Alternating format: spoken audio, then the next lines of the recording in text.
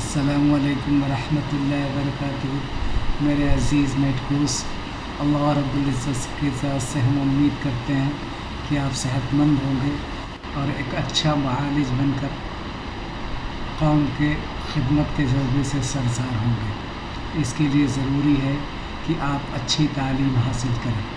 آج کا مضمون جو آپ کے سامنے پیش کرنے جا رہے ہیں وہ ہے گونوروئیا۔ یہ گونوروئیا کیا ہے؟ آئیے مزید جو ہے ہم جانکاری حاصل کرتے ہیں۔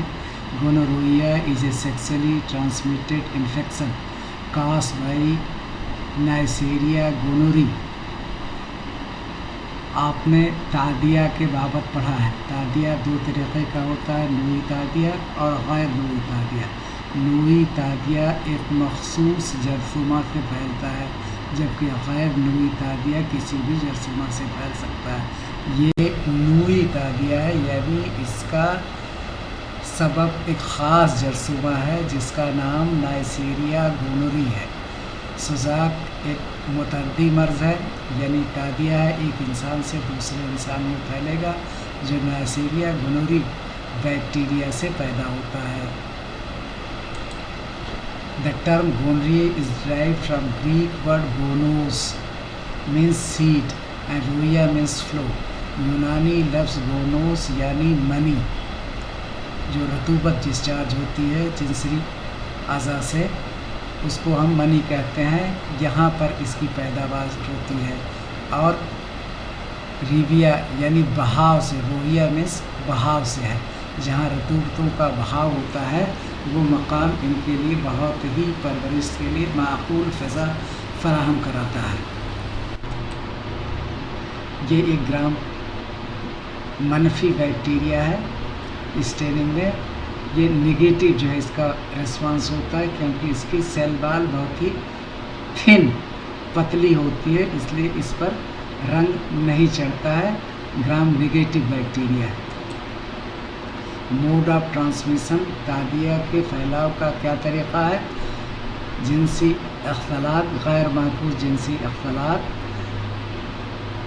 انفیکٹڈ سیکریشنز جو رطوبات زخم سے نکلتی ہیں، اور چائلڈ برتھ، ماں سے بچے میں منتقل ہو سکتا ہے۔ جنسی تعلقات یعنی غیر محفوظ جنسی تعلقات، متاثرہ رطوبات یا جسکی کے دوران ماں سے بچے کے دوران منتقل ہوتا ہے۔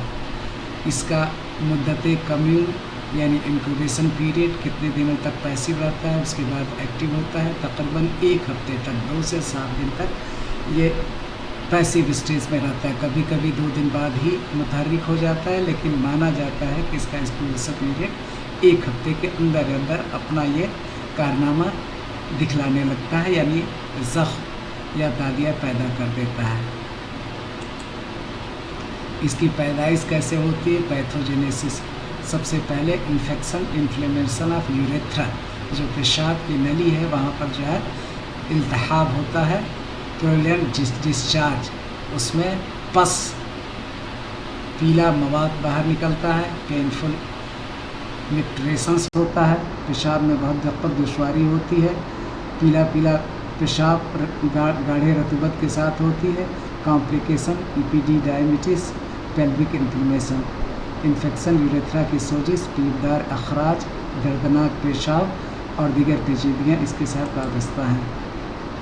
علامات: burning, micturition, pus discharge from urethra, pain in lower abdomen, redness and swelling, پیشاب میں جلن ہوگی، پیپدار اخراج ہوگا، زیر ناف درد ہوگا، اور سوجن اور سرخی اس کے ساتھ ساتھ سرخی لالی ہو جائے گی۔